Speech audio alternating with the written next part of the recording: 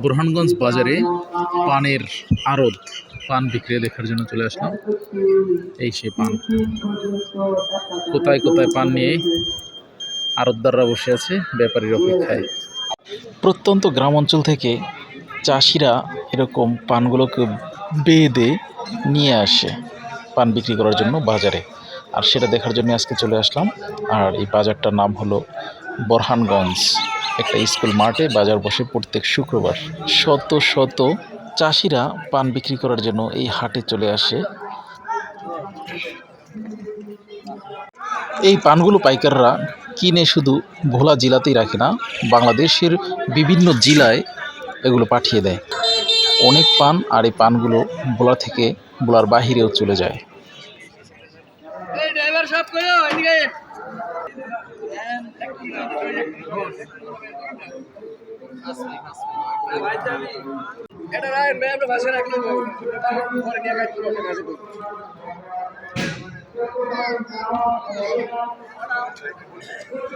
পান বেচা কেনা শুরু হয়ে গেলে প্রত্যেকটা আটি, প্রত্যেকটা কোতা এরকম খুলতে হয়, খুলে কাস্টমারকে দেখাতে হয়। তারপরে ব্যাপারীরা এসে দেখে, তারপরে এগুলো দাম মোলামুলি করে কিনে নিয়ে যায়।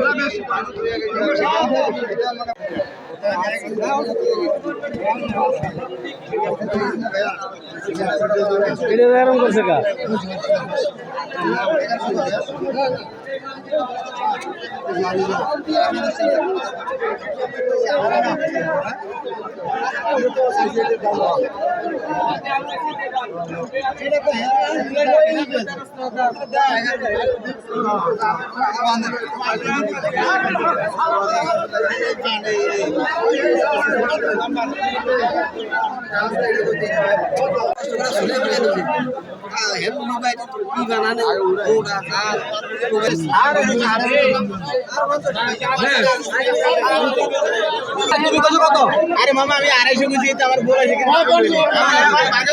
না এখন বুঝি না বেটা, এখন বাজার বেশি অন্তে আরে 300 আরে বসে বাঁধেন দূর